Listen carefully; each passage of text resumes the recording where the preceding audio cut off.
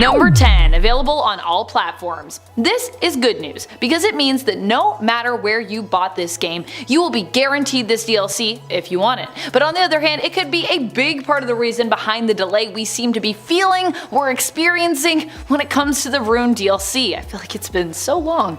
I actually had to be like, oh man, how long ago did this game come out? I had to re-look it up. I forgot.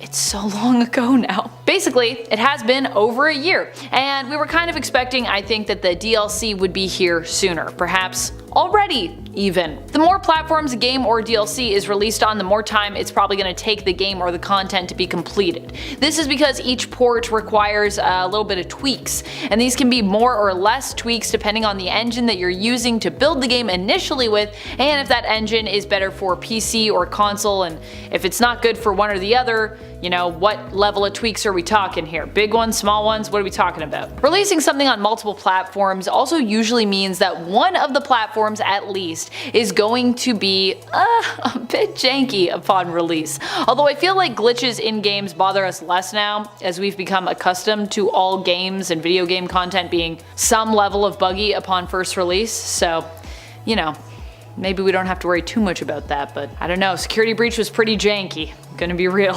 Alright friends, before we move on to our next spot on this list, if you love what we do here at Top 10 Gaming, if you want more FNAF content, let us know by clicking that subscribe button.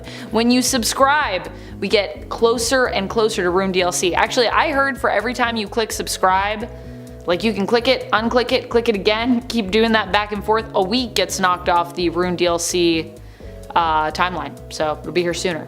So click it. Number 9.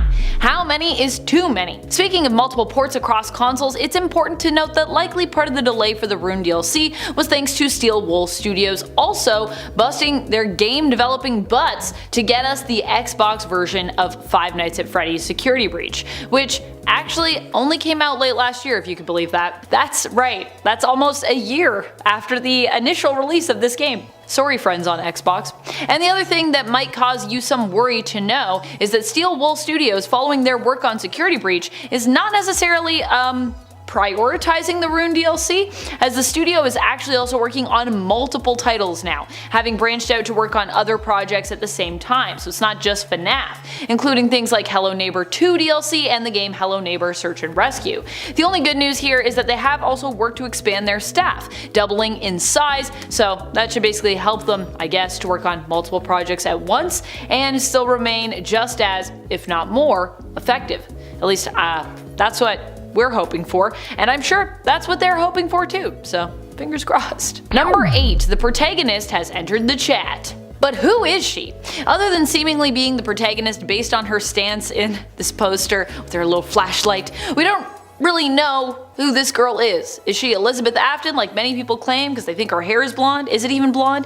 And if so, if she is Elizabeth Afton, how is that even possible? Or is she someone totally new? And if so, will we like her more or less than Gregory? Will she be just as sadistic? Will she matter to the lore, or will she just be some random character that doesn't really develop? Also, is Gregory coming back? I mean, he's on the poster too. He's probably coming back. I have more questions than answers for you on this point, and for that, I am sorry. But also, that's kind of just FNAF for you, I suppose.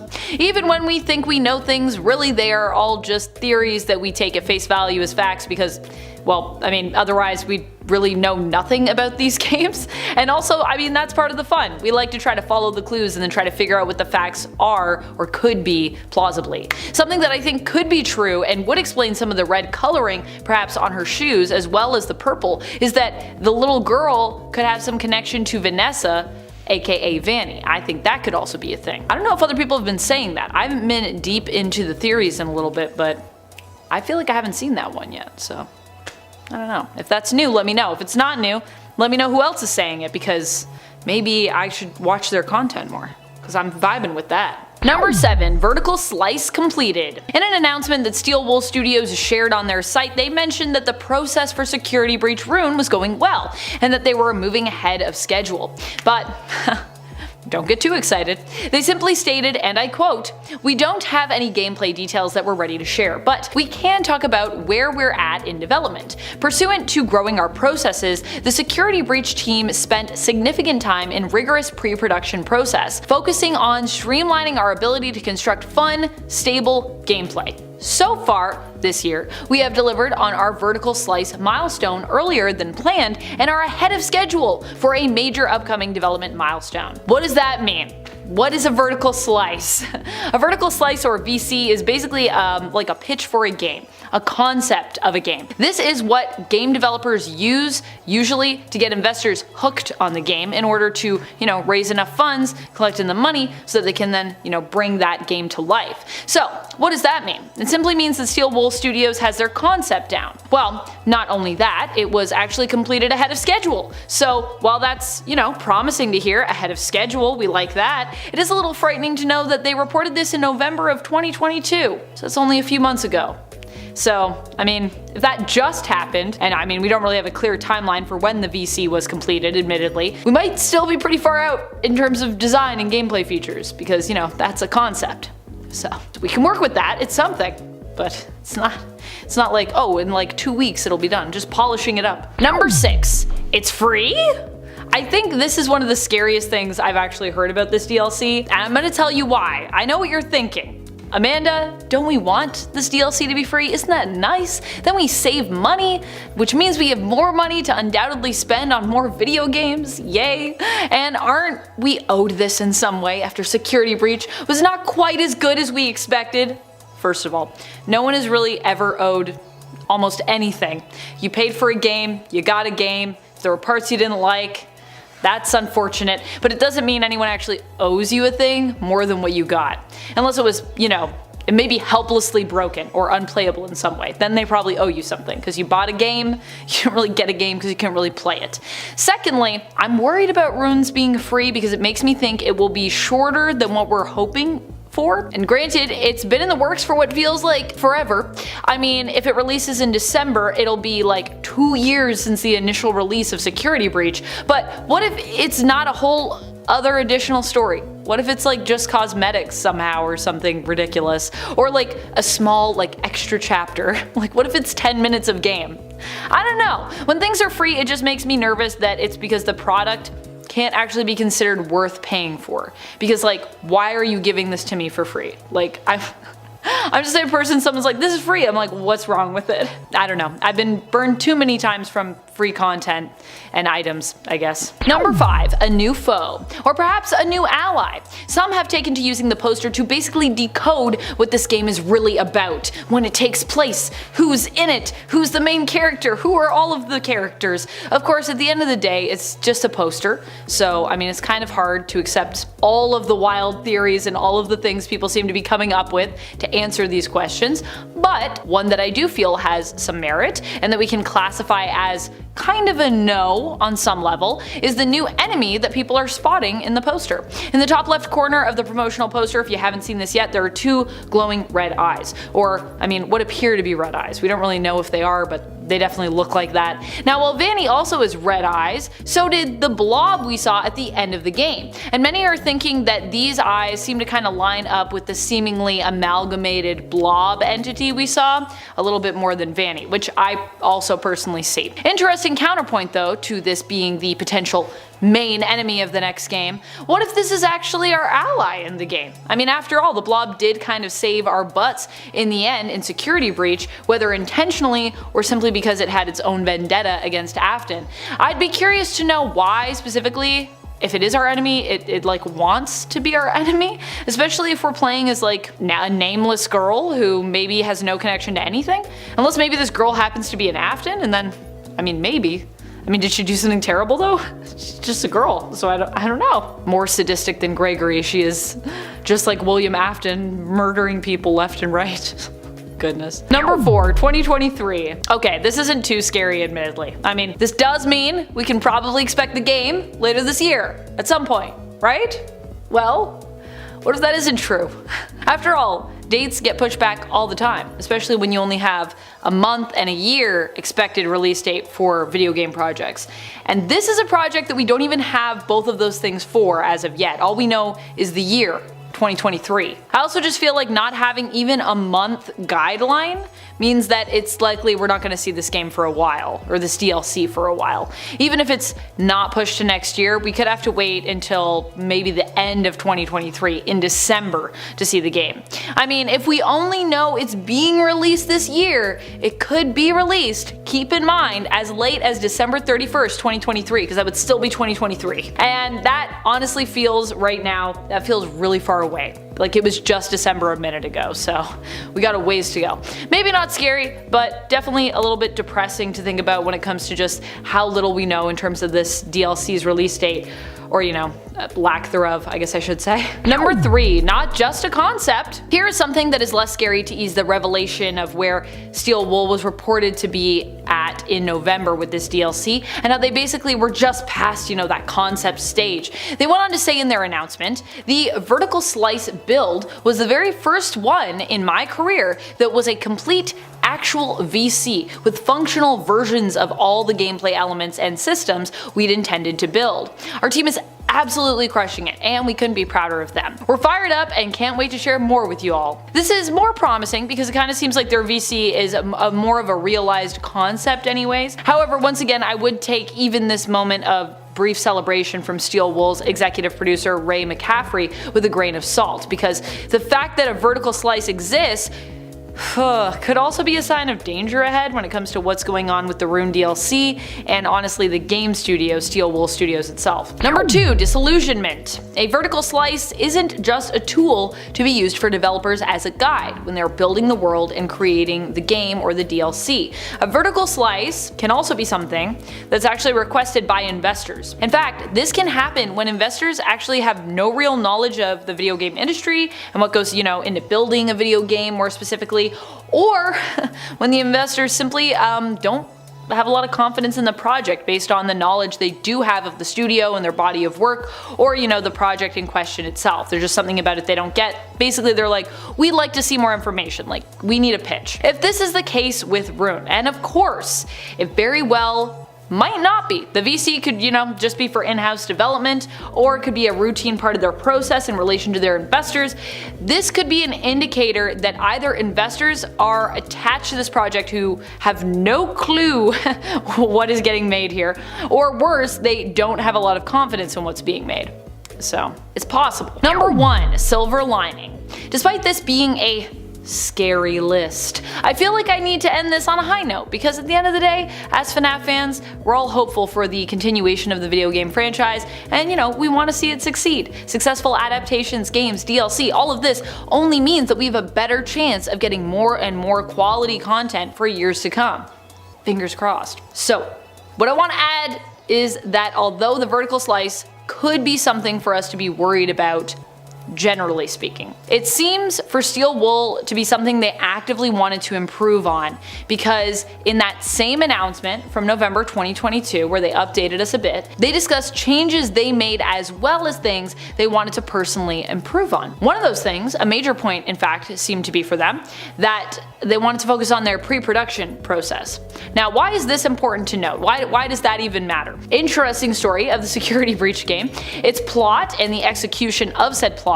It's easy to see how this could actually kind of be the result of poor planning actually. Like some of the issues in this game could be because their planning phase wasn't as great as it could have been. Same with some gameplay features such as the vastness of the map, which wasn't really utilized as much as I think we'd all hoped it would be, with whole areas designed and built into the massive mega pizzaplex, but seemingly existing without really having any purpose to serve in the game. Which, you could go there and explore it, but you don't really do stuff there. So hopefully they're figuring out those kinks. In a 10, save him. Now, there is a very clear connection between the Ruin poster and the Save Them minigame from FNAF 2. The text on the screen, at least to me, indicates that what we will have to do is save Gregory from whatever situation that he's in, with Freddy. Since we know that eventually he does make it to that hill that he sits on in the true ending, in the Princess Quest ending. However, it could be possible that that scene, in this case, is just a dream, since it's more realistic than the other endings. That could also just be because it's the true ending and it's canon, in, but it's currently unclear. Obviously, if it's real, we will end up being successful, but it's possible that our character, whoever she is, will die in the process. I could also be drawing weird connections between things that aren't really linked, but that's always possible when theory crafting, at literally any point, so... And at 9, Robot Gregory. This poster, in my eyes, also helps prove further that Gregory is in fact a robot, since after all we get confirmation that Vanny messes up the cameras, as you can see from the 2 screens that have Vanny on them. They're both glitching out. This is further supported by our last point, because how would Gregory be able to add a help me sign to a screen without being able to access the cameras? Nowhere on our fast watch does it say that we can add text, and Freddy clearly doesn't have the ability since he would have used it during the section where we have to open the doors for him so that we can then be a sussy baka and vent, instead of just, you know, standing there and waving. He could have had text flashing up on screen so that we can see him easily. Multiple people I watched play this had difficulty with this section, okay? Freddy just flashing some text on screen saying I'm here, especially when the player takes a while, would have established that he had this power, but they didn't. So unless they want to somehow retcon that in, it has to be that Gregory's controlling it. Most likely because he's a robot and he can just, like, tap into the cameras. And at 8, no more Freddy. There is also a possibility that Freddy is destroyed, or that he won't be in this DLC at all thanks to the statue we see on the poster. This poster could be an indication of what happened to Freddy after the Pizzaplex's collapse. I mean, after all, the collapse did destroy Chica, right? So why couldn't it have destroyed Freddy too? Yes, he ends up on the hill with Gregory, but like I said, that could be a dream or a heaven of sorts, or it could be years after the actual ending of the game. We can't really be certain. Or at the very least, the game could be omitting Freddy and he won't make an appearance for whatever reason, hence why the statue is destroyed. I mean, like, look at it. This thing is in pieces, but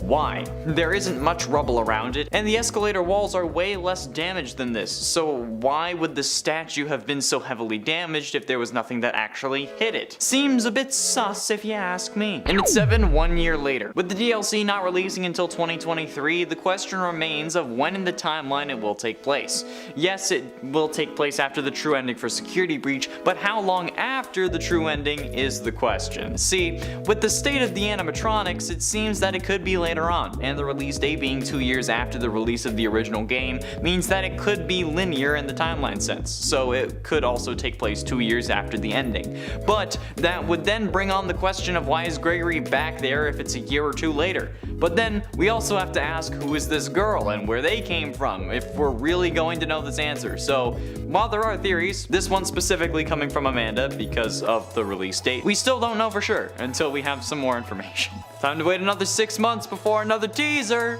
And at 6, Chica Graffiti. While zooming in on Chica like I always do, I did notice that her torso seems to have traces of red on it. Now what this is in reality is definitely unclear, but it could be graffiti, indicating that this could be later on in the timeline. She could have been decommissioned for a while after being revived for whatever purpose, and maybe some kids got to her and decided to spray paint her. Or, more likely, it's actually pizza sauce. See, brightening the image while basic FNAF at this point is also still helpful, and I used it in the last Ruins video. However, while the red is evident on the normal poster, by brightening you can actually see that there is yellow dripping from Chica's face. And unless Chica started listening to Bear Grylls in order to survive the collapse of the Pizzaplex, I'm pretty sure that it's melted cheese dripping from her mouth, which would also explain the red in tandem. I mean, it could be her beak, but like, we were trying to explain the red, so cheese makes sense. Like I said, it would mean that the red stuff would then be pizza sauce and potentially pepperoni or some other form of meat that the Pizzaplex kitchen would add on pizza. But it could also be blood. Not sure from who, but maybe Chica saved Vanny's life or something. Also, I was at Niagara Comic-Con 2 days ago, and there was a girl dressed as Chica. Didn't know who I was.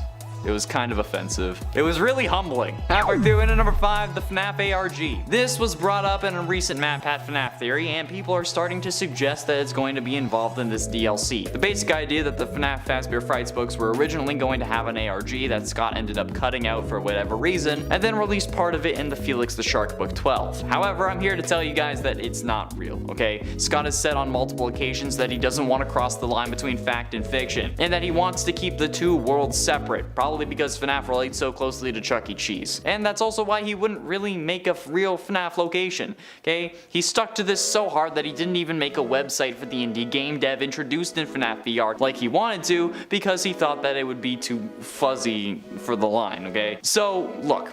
there is no FNAF ARG, okay? If a website is too much, there is no bigger quest here. Last time we thought this, there was a restaurant that got harassed, and a pizzeria owner who just so happened to be named Mike also got harassed, so please don't go out searching. If there was an ARG, I'm sure Scott would have said something about it, okay? So don't harass anyone, just stick to the games and the game files. Crack open FNAF 3's mobile game if you want to see if there's the image there, just leave the real world locations and people alone. And at 4, simulation. It's also worth mentioning that there are multiple instances on the poster that feel unfinished. Now, I don't know if this was because the poster was rushed, which has seemingly been a trend with FNAF recently, or because they're simply mistakes, but I wanted to point out in case it has bigger implications. Like when I mentioned the last time we talked about this, the floor at the bottom actually cuts off, but the rocks on top of the floor don't.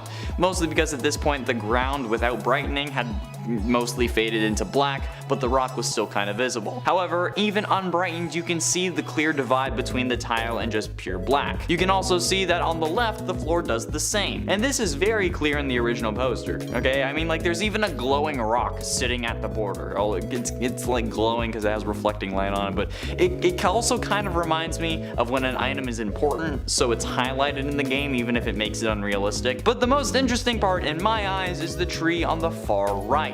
The one in the back next to the escalator. The bottom 2 sections of it are blank, like they're just filled in with a black outline and then solid brown color. Like the artist had finished the color blocking and then forgot to finish the tree despite doing the rest of that tree.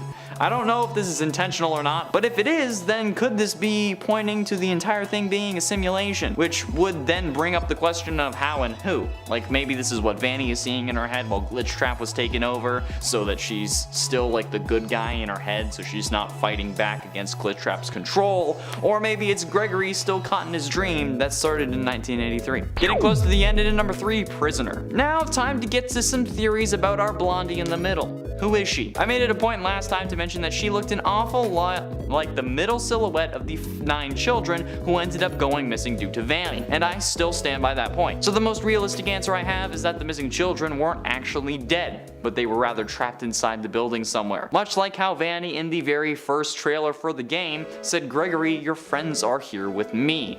Gregory, your friends are worried about you. They're here with me. Please come out. So clearly, Gregory must have known these children, right? Which explains why he came to the Pizzaplex in the first place, but it doesn't explain how he never mentions them. Either way, this is a very real possibility that this blonde girl is just a missing child who, thanks to the collapse of the Pizzaplex, managed to escape containment. But ultimately, in at number 2, Elizabeth Afton. Okay, this one is a bit wild, but hear me out. I also mentioned last time how both of these kids look like Aftons. Gregory is very clearly meant to at least be an allegory for crying child, okay? The stripes on the shirt, the age, the relationship with Freddy, it was right there in our faces. Whether you believe he is a robot or not, he is at least meant to represent crying child. And now, look at this girl. While she may be in black and white, she is still very clearly blonde. She has pigtails like Baby does, and we all know who Elizabeth ends up possessing. She's wearing a skirt exactly like Elizabeth was wearing in the one time we see her in Sister Location. I mean, if crying child's 2 stripes are enough for a comparison, I think this is more than enough.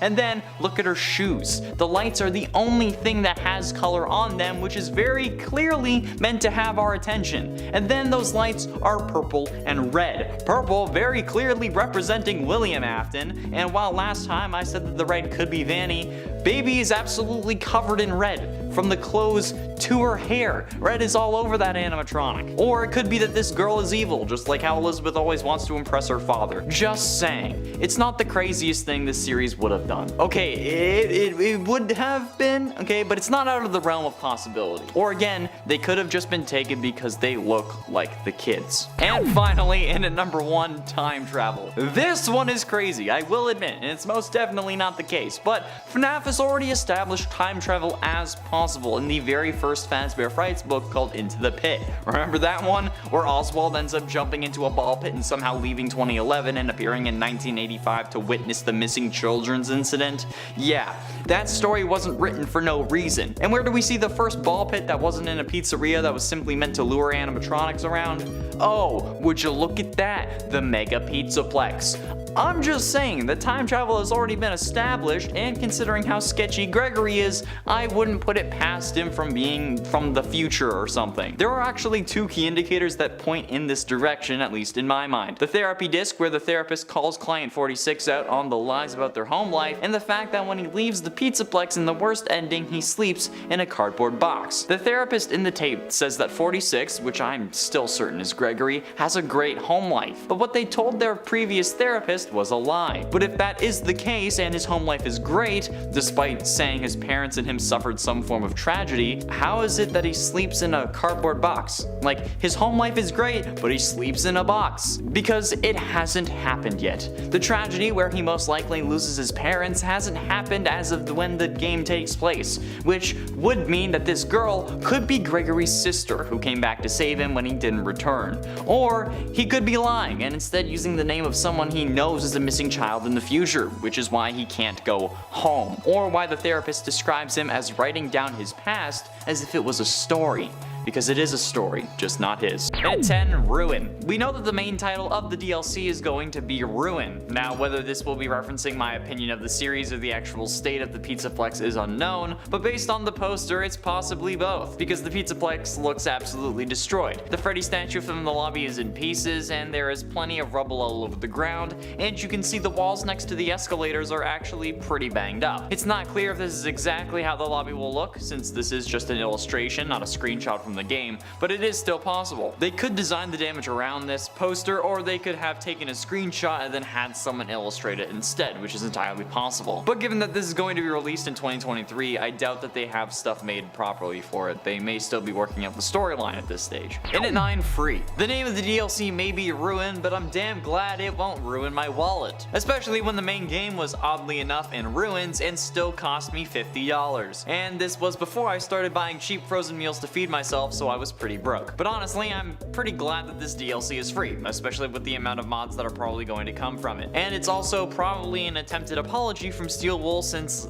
like I said, the original game was so busted and unfinished when it originally came out. Did you know that despite being incomplete, the original game uncompressed was 86 gigabytes? That's a bigger game size than Skyrim, for God's sakes. That's around the game size, or like a file size, or maybe even a little more than Grand Theft Auto 5. That's absolutely insane. And now it's around 62 uncompressed, which is nicer, and it's 41 compressed. But still, goddamn, that's a lot for not that big of a game when you really think about it. And at 8, 2023. Yes, as I said earlier, the DLC will not be releasing until 2023, which is unfortunate, but it could actually be a good thing. Firstly, it gives me at least another 8 months of DLC themed content before it actually releases, if it is released in January and then the hype dies down for it. But it could also mean that the DLC will be even bigger and better than any previous one, like adding just a couple of more Nightmare Animatronics or a couple of more levels. However, this also raises the question of, is this the case, or are they just taking their sweet time because all of this is a free DLC? Like, can we really expect to play something huge for free? I doubt it. Like, the only reason it might be free though is because it's affiliated with Scott. But after Scott stepping down, I don't really know how Steel Wool would handle this kind of thing if they were doing it on their own, so I can't really say for sure. And at 7, Vanny Cam. We can also see 6 monitors on the poster which have multiple images of security cameras and Gregory on them. Across the 6 monitors, there are 4 total images that appear, with the bottom 2 being the odd ones out, and the 4 above that being 2 different images. One of Gregory looking surprised, and another of Vanny looking at the security camera that's glitching out. Very reminiscent of the iconic Bigfoot image that's very blurry, where he's walking like this.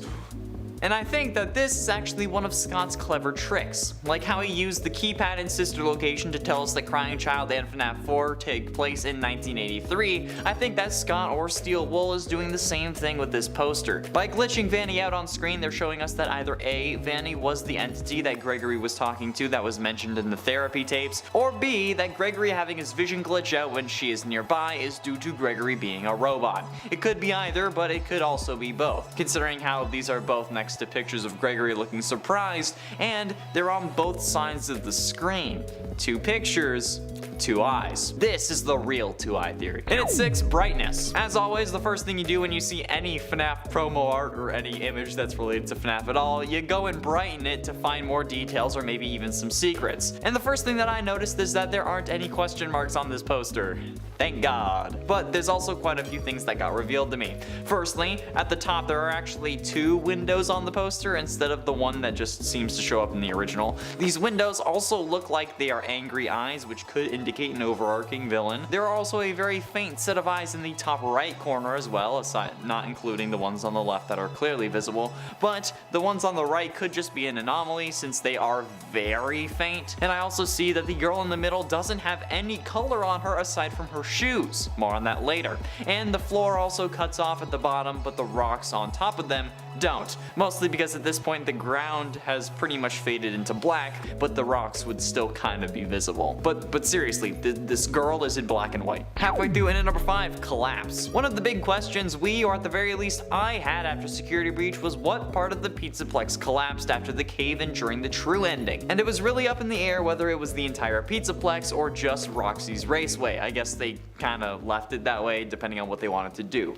But this poster and the title confirms that the Pizzaplex itself is in ruins. The whole place is a ruin. The giant Freddy statue from the lobby is destroyed and there's rubble everywhere. There are still some questions, of course, like it is just an illustration after all. How's the rest of the Pizzaplex doing, for instance? What happened to the other animatronics? What's the main goal of this DLC? But while the latter may have been answered thanks to another detail from the poster, I don't think we'll have any answers for a while. The DLC doesn't come out until next year, which is absolutely insane, but at least it's free. And at 4, eyes. And while Gregory's eyes may be robotic, there's another set that I would like to point out in this Security Breach Ruins poster. The red eyes in the top left corner of the screen. Now, this is very clearly Vanny, but since I've seen a few people get confused by this, let me explain why. The eyes are red, which we only really see Vanny have, since Burntrap's eyes glow purple, and the animatronic eyes don't really glow. We also know that Vanny might have been able to survive the collapse due to her being controlled by Afton, but also because she was able to be on the roof before us when the fire starts in the rooftop ending. I mean, she gets pushed off the roof by Freddy, but we know that she was up there before us somehow, so I'm sure that she would have found a way around a collapse. Plus, if she's on the security cameras and the other showcased person is Gregory, who we know is alive, it just makes sense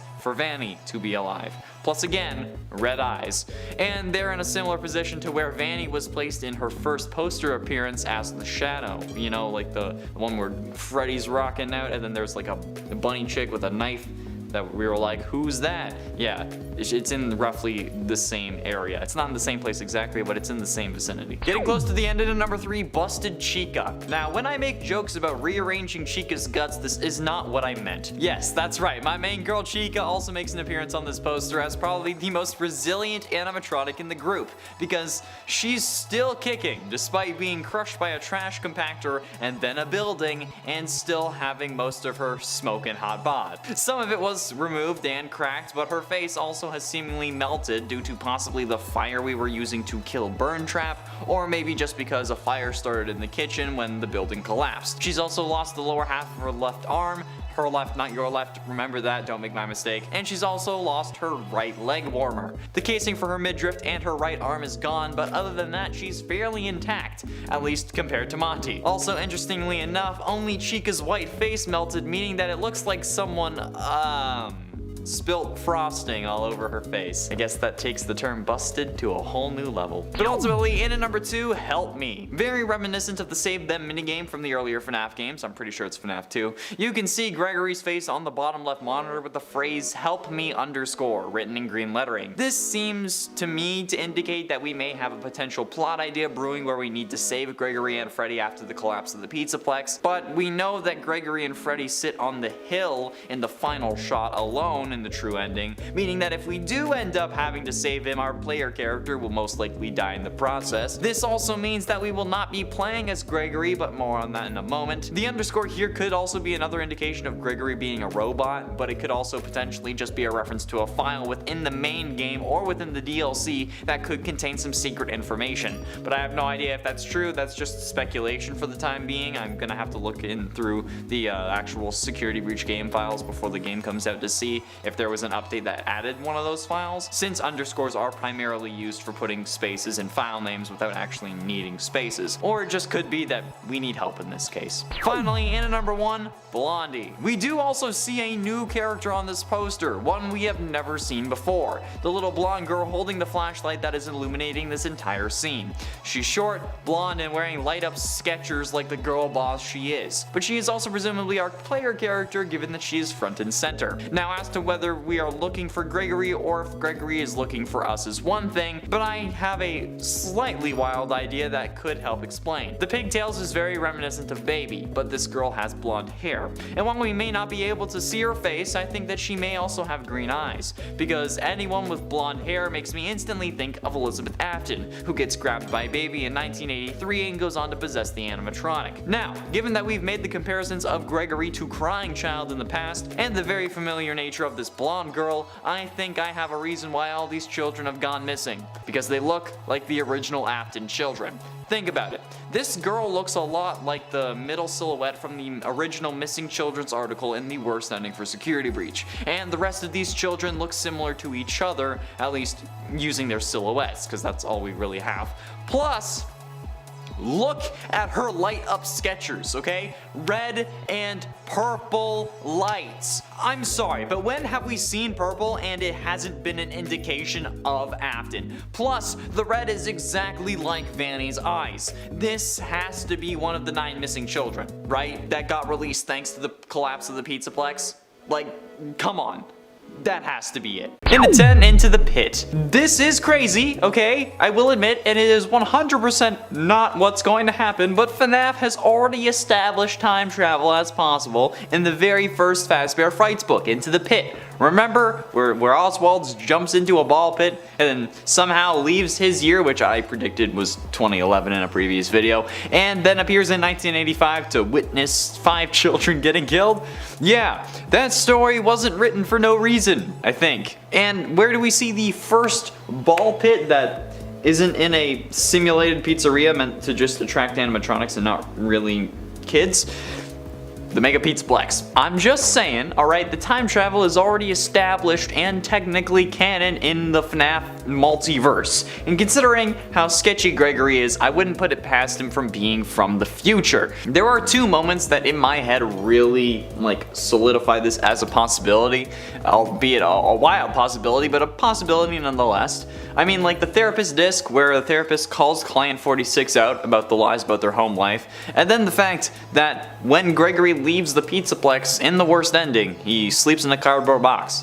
Okay, the therapist in one of the tapes says that 46, which I'm still at this point at least kind of thinking is Gregory, had a great home life, but they told their previous therapist that they had a horrible one. But if that is the case and they have a great home life, how is that the case if he's sleeping in a cardboard box? Maybe because it hasn't happened yet. The tragedy where he most likely loses his parents hasn't happened when the game takes place. It happens in the future, which could mean that this girl that we play as could be Gregory's sister who came to save him when he didn't actually come back to their time. It's nuts, but it's possible. Anything is possible with FNAF at this point. In at 9, Friends. Now a theory about our little blonde girl in the middle of the poster, alright? Who is she? I made it a point last time to mention how she looked an awful lot like the silhouette of the 9 children who have gone missing due to Vanny, and I still stand by that. So, in my mind, the most realistic answer is that the missing children aren't actually dead. Or at least this time they aren't. That they were instead trapped inside the building somewhere, much like how Vanny in the first trailer says that Gregory, your friends are here with me, or something like that. Gregory, your friends are worried about you. They're here with me. Please come out. So clearly, Gregory, at least originally, knew these missing children, which explains why he came to the Pizzaplex in the first place, but it doesn't explain how he never mentions them. either way, it's a very real possibility that this blonde girl is just a missing child who is also one of Gregory's friends, that thanks to the collapse managed to escape whatever prison she was stuck in. And it ain't save him. Now there's a very clear connection between the Ruins poster and the Save Them minigame from FNAF 2. The text on that one screen, at least to me, indicates that we might have to save Gregory from whatever situation he's in with Freddy, since we know that eventually he does make his way onto the hill that he sits in after the true ending and the Princess Quest ending. However, it could be possible that that scene we see just happens before and then he comes back, although I wouldn't see why he would come back. It's also possible that that's just a dream, since it's more realistic than the other endings, but I mean, it could just be because the true ending is canon and that's why it's realistic, but you know what? Nothing is clear with FNAF. Obviously, if it's real, we will end up being successful for saving Gregory, but it is possible that we will die in the process. And you know what? Here's hoping. I don't want more children to keep track of. And at 7, save us. What if we're the ones who need help this time around? I mean, we have no idea who this person is and what they're doing, but maybe they're not one of the missing kids and they just also got trapped somehow as well. I mean, it's a question of how they would have gotten in, of course, and like, why are they exploring this place if it's destroyed and they're the size of a 4-year-old as well? But like, still, no idea why she could be in the Pizzaplex, but my job isn't to theorize about why, but about what. This plot may end up being that we have to help Gregory save us so that he can show us the way out. Or the game is just going to be replayed as a new character with Gregory as our guardian telling us how to get around and get out of the Pizzaplex, which might satisfy those of you who wanted the Choose Your Guardian DLC. I said it wasn't going to happen. It just didn't make sense to do, since like it would just be the same game again, but slightly different. And I was right. And at 6, Bonnie's released. And while we may not be choosing our guardian, it's definitely possible that in this whole mess, Bonnie was released from whatever prison he was being held in. Or at least something like that could be possible. I mean, there are plenty of doors that we can only get behind if we had level 10 security clearance, which is impossible within the game. So those doors could have been opened or have just been destroyed in the collapse, which could explain how we get into these sections now that we probably aren't going around trying to collect security badges, if there are any even left remaining. But a security door level 10 would make much more sense since we have no idea what could be behind any of those doors. Maybe they kept Bonnie in some stasis chamber since he's a sentient AI that couldn't really be moved or something. I don't know, okay? It's FNAF. They'll come up with a scenario and a reason, and we won't really be able to fight it.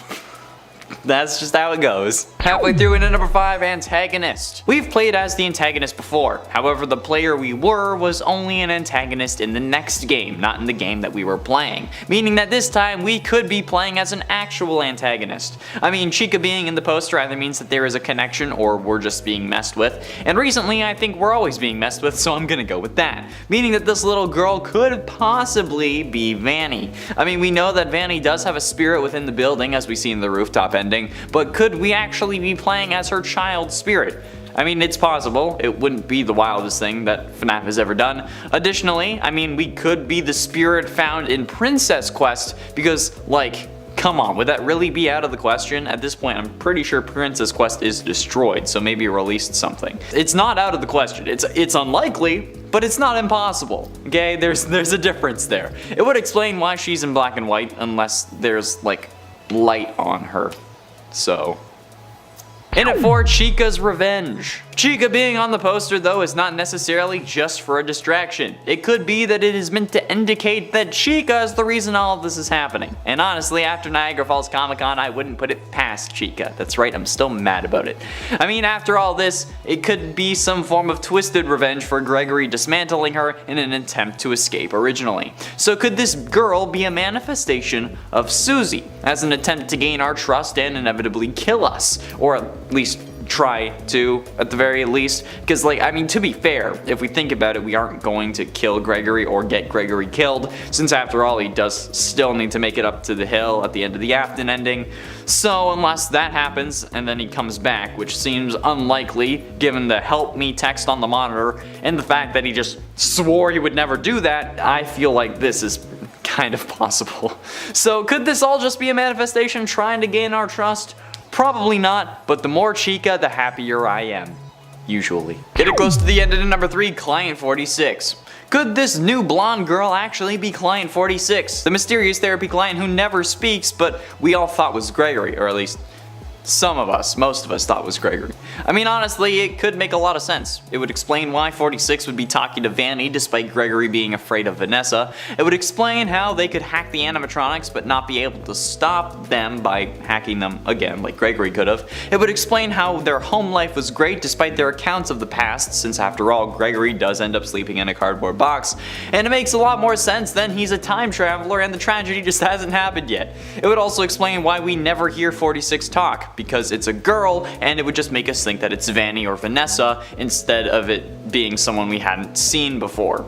Client 46 was a kid, as evidenced by multiple recordings, and they would be immune to the deaths of her therapist if she was talking to Vanny, but who could this mysterious girl be? But ultimately, in number 2, Ghost. While yes, this girl could be 46, it's also possible that she is Elizabeth Afton, either as a ghost, which if she is 46 wouldn't really make sense, or she could be possessed by Elizabeth Afton's spirit. If we take a look at the blob, which does include Circus Baby, her eyes aren't lit anymore, meaning that the spirit is no longer in there. And considering how Afton's body still somehow survived, and we think that Michael managed to make his way into Glamrock Freddy, it would make sense that Elizabeth's spirit would survive as well, especially if she wanted to stick around to keep trying to impress dear old dad. Since in a previous video we came to the conclusion that Remnant can only be burned away if the spirit wants to be set free, or rather the burning doesn't really do anything and they're only released if they get their unfinished business completed, like the original Missing Children in the Happiest Day minigame getting that party. Elizabeth could be sent to gain Gregory's trust and then defeat him like she did in Sister Location, or maybe she's there to find her brother. And finally, in at number 1, Great Escape.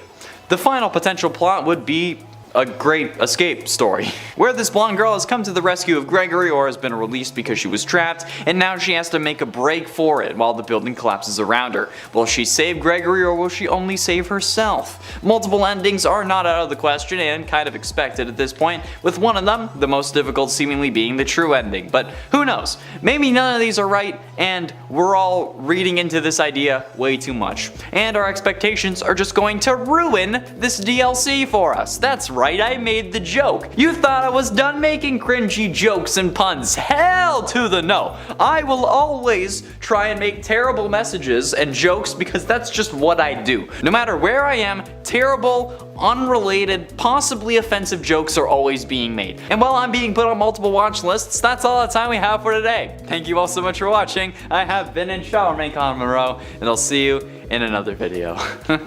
Yeah, I'm definitely being watched.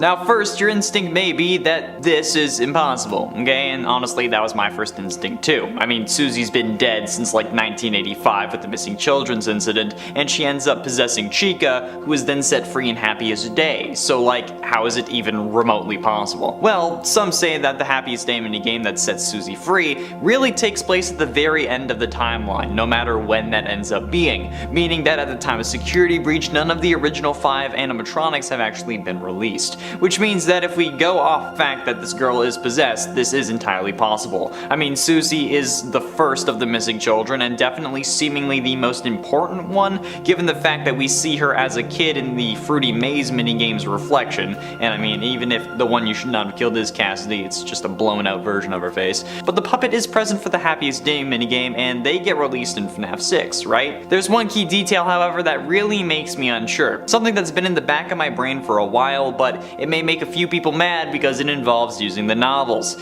In the original novel trilogy, starting with the Silver Eyes, the Funtime animatronics are injected with Remnant made from the original 5 possessed animatronics, meaning that if Remnant does indeed contain part of the soul instead of just being metal that once had a soul, the original 5, despite being set free in Happiest Day, no matter when it takes place, could still have the slightest bit of spirit form in the main world, I guess. Which could also explain why Molten Freddy had to show up along with Scrap Baby, also known as Elizabeth, in FNAF 6, unless we just assume that there was a slight bit of Elizabeth remaining inanimate after she left, or if we assume that Henry wanted to get rid of all traces of Freddy Fazbear's Pizza, or all things that Afton created, which at that point also included his son. That's a lot of assumptions. So without assuming anything, but also while using the books to get some further context, which some people don't like, it is possible that after they burned in FNAF 6, much like Afton, Susie's spirit was set loose. Not free, like it didn't move on, but it was just loose in the atmosphere, willing to grab onto whatever it could. Or that it merged into the blob, and then the fire that Gregory causes, that caused the cave-in, ended up setting her soul loose again, and then she possessed a person. I don't think that there is really any explanation that could mean that this is Susie's original body. That seems fundamentally impossible. So whoever this is, if she is a character we've already met prior to this game, she would have to be possessed. Unless this is an entirely new character, which is absolutely possible. I mean, it doesn't have to be someone that's already established, obviously, but I mean, it's fun to speculate and theorize nonetheless. Another indication that I've seen a few people point out is that Chica does actually also appear on this poster, which is certainly an interesting choice. I mean, she was certainly the most popular enemy animatronic in this game, and the other animatronics are very out of commission even before the collapse. I mean, Roxy couldn't see, and Monty was split in two. But since we can't really take anything in FNAF at first glance, is this actually meant to indicate the identity of our mystery girl? It's certainly a possibility. I mean, the only ones who really know are Steelwool, Scott, and whoever made the poster. But given Chica's state, I'm guessing that this is just meant to indicate a timeline, that this occurs after the collapse rather than at some other time prior to the game starting, and then maybe they rebuild the Pizzaplex, or maybe even long after it ends. Because I mean, look at her, okay? Chica has got to be probably one of the most resilient animatronics in the group, because she's still kicking despite being crushed by a trash compactor and then having a building land on top of her, and she still has most of her smoking hot bod. Some of it was removed, some of it was cracked, but her face also has seemingly melted, possibly due to the fire we were using to kill Burntrap, or maybe it's just because a fire started in the kitchen when the building collapsed, and then she thought that it was just really hot pizza. I don't know. She's also lost the lower half of her left arm, her left, not your left. Remember that, I've made that mistake. And she's also lost her right leg warmer. The casing on her midriff and right arm is gone, but other than that, she is still fairly intact. Her endoskeleton is, at the very least, especially compared to Monty. Also, interestingly enough, only Chica's white face melted, meaning that it looks like someone spilt frosting all over her face. Yeah, I guess that takes the term busted to a whole new level. But other than that, there aren't really any connections between her and Susie. Probably the most resilient animatronic in the group because, again, she's still kicking. Susie was possessing the yellow Chica, so I feel like this Chica being white is meant to show us that this is not going to be the same sort of situation. So I don't think that relating this Chica to that Chica or this Chica to Susie is really logical in this case. I think it's a bad idea, okay? No, I guarantee you that this is not going to be Susie, and if it is, I'm going to quit FNAF. Look, yes, she's blonde, and yes, Susie was blonde, but she was also blonde in 1985, okay? It's been 50 years since the missing children's incident in the games, and the original Chica animatronic was destroyed, and Susie's spirit was released, okay? Happiest Day does not take place at the end of the timeline. The pigtails on this girl are very reminiscent of Baby, but this girl has blonde hair, and while we may not be able to see her face, I feel like it is possible that she does have green eyes, okay? Because anyone with blonde hair instantly makes me think of Elizabeth Afton, not Susie. Since Elizabeth has more impact to the story than Susie, and even in the books, Baby ends up having more of an impact thanks to the Afton amalgam. And considering the blob that got introduced in this game is very much similar to that amalgam, this still makes the most sense to me, okay? But I figured that I'd go through the possibilities in separate videos just for good measure, okay? I'm not sure. Who do you think this little girl is, alright? Do you think it's Elizabeth's spirit? Do you think it's Vanessa's spirit? Do you think it's Susie's spirit? Or just some random stupid kid who wandered into a house of horror? Be sure you let me know down below. I'm still adamant on Elizabeth, but I don't know, maybe it's just a stupid kid. And honestly, you know what, if it's a stupid kid, they deserve it. Last time I came to the conclusion that this mysterious girl is one of this round's missing children that got possessed by Elizabeth. And while I do still firmly believe that, this got me thinking, who else could it possibly be? We asked you loyal subscribers on a community post, and the overwhelming conclusion was that the majority of you are wrong. Okay, just kidding. A lot of you though seem to think that this could be Vanessa as a ghost. And despite the fact that Vanny's eyes are on the poster, I think that you might actually be onto something, so let's talk about it. Although I just need to put this out there, the identity of this little girl is 100% not Susie, the girl who possesses Chica, okay? Susie has been dead for a very long time when this game takes place, being dead over 50 years or so, and while that doesn't really matter in the context of FNAF, there's still no way it could be. You may be thinking that she could be possessed by Susie, but we released Susie's spirit in the Happiest Day minigame. Some assume that this takes place at the end of the timeline, however I don't think that's true, considering how FNAF 3 was supposed to be the end, and that's when FNAF 3 is over and we get the good ending. So to me, that indicates that the Happiest Day minigame takes place around the time of FNAF 3, especially considering how the simulated pizzeria from FNAF 6 didn't have to lure the original animatronics back to the pizzeria, meaning that they did not need to be released, because they had already been dealt with. So in regards to this theory, the first thing I need to disprove is that it's impossible, since Vanny's eyes are in the corner. But just because we see some faded eyes, it doesn't mean that a spirit cannot be separate from a body. I mean, look at Afton, for example. This man was code that possessed a human while his body was stuck in an underground pizzeria. So there is a precedent for their body being around without their soul. The issue in my mind comes around when we see that since Vanny's eyes are glowing, her body is operational, which kinda shoots this theory between the eyes until you remember that there are multiple things possessing Vanny's body. One version of Glitchtrap's code and then Vanessa herself. So we can go one of two ways with this now. The fact that Vanny's body may solely be Glitchtrap now, or the fact that Glitchtrap is still operating in Vanessa, but Burntrap is also Afton.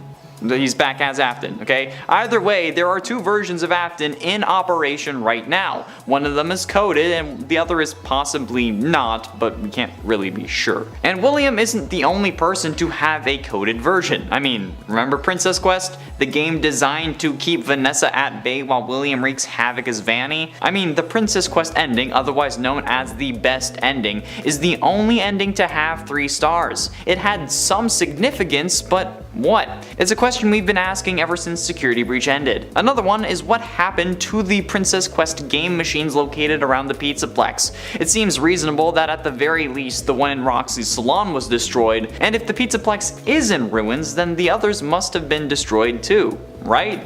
Well, if that is the case, what happens to Vanessa's spirit? Like, is it released, or does it fade away into nothing? It's not fading away, not with unfinished business still afoot. The spirit of Vanessa had to go somewhere, but where could it go? Well, this could be some random girl that Vanessa just grabbed off the street or that was walking by, or it could still be one of the missing children that was trapped in the building. Either way, whoever they are, it's really of little consequence if this is really Vanessa possessing them. Okay, the only thing that matters in this context is that Vanessa's possessing them, not who the kid is, I'm guessing. The precedent is set in this universe where one person can possess multiple things if one version that is possessing something is coded and the other is a spirit. So, this is definitely possible. The character on the poster is also actually completely grayscale, aside from the rim lighting thanks to her flashlight and the color of her lights on the shoes that she's wearing. These are also colored purple and red. colors that in this game specifically are linked to William because it's purple. I mean, I can't even wear a shirt on this channel now without being called the purple guy. So yeah, purple equals Afton, Burntrap, William, whatever. And then Vanny with her giant glowing red eyes are also on this poster, okay? It's like they wanted us to make this connection. But if they wanted us to make the connection, does that mean that this is all intentional, or is it mostly just a red herring or MacGuffin to keep us away from the real story? That's for you to debate in the comments. Either way, I think that the possibility of this girl being possessed by Vanessa is absolutely possible, especially since she could be just a manifestation of the player character from Princess Quest, just kind of modernized because, you know, it's FNAF, we can't really argue with that kind of thing. Which I'm sure would make a lot of people mad if that is the case, because everyone thinks that the girl from Princess Quest is Cassidy or Golden Freddy, but that's not canon because that name was scrapped from the files, okay? Someone at Steelwell may just have not known the significance of that name and like named the character after their daughter or something, or after a sister or whatever, okay? So no way to be sure, but that name has been confirmed as not canon, so what do you think, okay? I mean, the majority of you did think that it was Vanessa in the community post, but what do you think after watching both of these videos? Okay, be sure you let me know down below, and if you haven't seen the other one, okay, the link will be at the end of this video for you, because that's just the kind of generous, beautiful, exotic, absolutely befuddling human being that I am. I'm also very humble. I'm still banking on the Elizabeth train, but it really depends for where they want to go with the series next. Like, they could go Invasion of the Body Snatchers and get Vanessa to claim her body back, or they could go with a family reunited. Firstly, let's go over a theory that I've been seeing that I wanted to stop in its tracks. I mean, it's probably not gonna happen, because this video is probably gonna get like 6,000 views max, but either way, the identity of this little girl is 100% not Susie, the girl who goes on to possess Chica. Susie has been dead for a long time once the game takes place, being dead for over 50 years or so. So there is literally no possible way that this girl could be Susie. You may be thinking that she could be possessed by Susie, but we released her spirit in the Happiest Day minigame, and she has only possessed Chica as far as we've known. Some assume that the Happiest Day minigame takes place at the end of the timeline, however I don't think that's true. Considering how FNAF 3 was supposed to be the end, and that when FNAF 3 is over we get the good ending, to me that indicates that the Happiest Day minigame takes place in FNAF 3, especially considering how the simulated pizzeria FNAF 6 does not have to lure the original animatronics back to the pizzeria, meaning that they did not need to be released because, well, they had already been dealt with. So about this girl, let's go over some evidence about what we see on the poster. Firstly, there is her blonde hair. We know that it's blonde thanks to the rim lighting on the character being blonde at her hair, and while yes, it may seem stupid, I think that the general consensus is that this girl is blonde. While rim lighting is the color of the light that it is instead of the color of the person, it also isn't going to be yellow on a darker surface, so this means that her hair is not black, eliminating Cassidy from the race. So this is not the spirit that was possessing Golden Freddy, or who a good amount of people consider the one you should not have killed, aka the vengeful spirit from Ultimate Custom Night. The girl in the middle is also wearing a jacket and what appears to be a denim skirt, fingerless gloves, white socks, and sneakers that light up Skechers style. Hashtag not sponsored, but like Skechers, hit me up, we can probably work something out. Now this may not be out of the ordinary to any of you, but this instantly reminded me of someone from a previous game. As I did mention this in another video, Elizabeth Afton. Okay, I get that she's been dead for longer than Susie, but just hear me out, okay? See, when we were playing Sister Location, we ended up getting the cutscene where Elizabeth is grabbed and killed by Baby, turning Baby's eye color from blue to green. This outfit that this mysterious girl is wearing is nearly identical to the one that Elizabeth was wearing in that minigame. Aside from the light up shoes that wouldn't be available for another decade by real world standards. However, in FNAF in 1983, they also had discs that emitted sounds that altered the appearance of things in your brain. So a couple of light up shoes 10 years early doesn't really seem like that much of a stretch. The skirt is also identical to the skirt that Elizabeth wears in that cutscene, and the jacket could easily be covering up a similar styled shirt, which could be pushing the idea that Gregory having two stripes on his shirt is definitely important. But I want to talk about the color. You see, there is no real color on this girl. Bumping up the saturation, brightness, or vibrance actually shows that this girl is drawn in black and white. Have you ever heard of the saying, lack of evidence is sometimes itself evidence? Like maybe you're dealing with a professional killer, or that these thieves are overly cautious. Well, I think that this is a similar situation.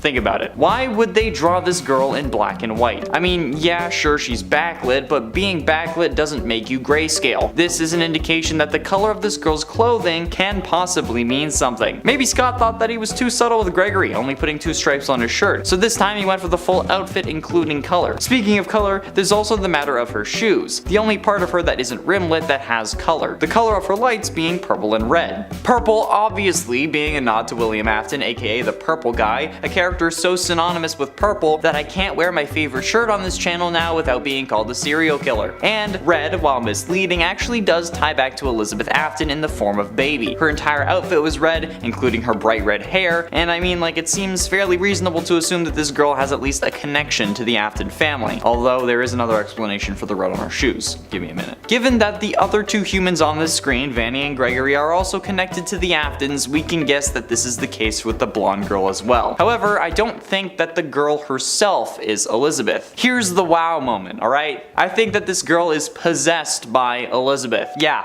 I know, right? Hear me out. I know I said that that's not possible with Susie, but that's because we freed her, alright? There are 7 faces on the Blob, the secret antagonist of Security Breach. 4 of them have lit red eyes and 2 of them don't. The 4 that do are Naked Endo, FNAF 1 Bonnie, FNAF 1 Chica, and Mangle, all of which are somehow present in some form or another in the Pizzaplex. Mangle is Roxy, Bonnie was Bonnie, Chica was Chica, and we fight multiple Endos on multiple occasions. The 2 that aren't present, however, don't have their eyes lit up, Baby and the puppet. But we know that fire doesn't do anything to Remnant, clearly. I mean, Afton has burned, what, 3 times now, and none have stuck? And in another video, we determined that the spirits can only be freed when they get their unfinished business resolved, like the missing children in Happiest Day. Baby also doesn't seem too happy about burning in FNAF 6. She in fact says that she wants to make her daddy proud, and dying to fire would really do the opposite considering how many he's survived. So, much like we suspect Michael could have, Elizabeth could have swapped bodies as well, into one of the missing children that Vanny took. Hell, that could have been why Vanny took them in the first place. Afton wanted his daughter to have a vessel, hence why this one looks so much like Elizabeth's original body. This also explains why there is red on her shoes, because it's meant to represent the glowing red eyes that would be in the animatronic head. Remember, it's damn hard to kill an Afton for good, and in the books, Baby is really the one orchestrating everything, at least when it comes to the Afton amalgamation. Especially since this girl is facing away, her eyes could also be green, and I have a feeling that throughout the game we will see her eyes either flip-flop or start off blue and become green or something like that. Or, what I think would be the coolest way to do this would be having her eyes green normally, like if we see it in like a camera or something, but be blue in a mirror. So, here's how I think the story went. After the FNAF 6 fire, William gets a hold of Vanny in order to get his body back. He creates through the company a new location on top of the old one to hide his deeds, and then he sets himself free. In the process, though, he notices that his daughter's spirit is also stuck. Since this is the first time they've been together since he put her in the basement of sister location, he decides to help her out, and causes Vanny to start abducting kids who look like his in an effort to rebuild his former family. Given that his youngest son is either still possessing him or now loose to the elements as well, the blonde girl is then kidnapped and Elizabeth finds her suitable host, so she's possessed. And now she follows Vanessa around in an effort to keep an eye on her and remind her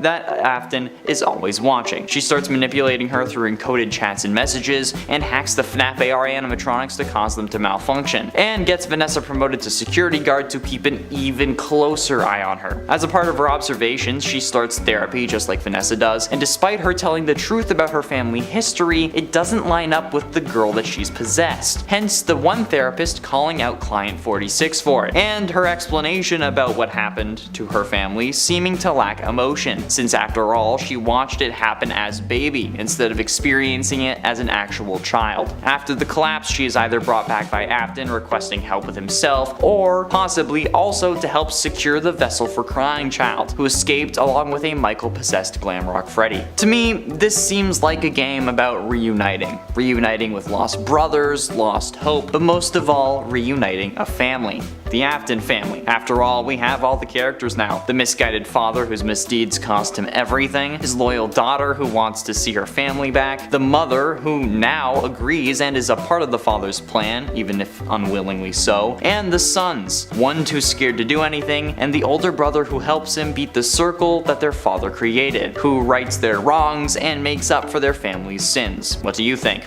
I feel like I'm pretty spot on with this one and that this could be a great launching point for the next part of the series, but let me know what you think down below.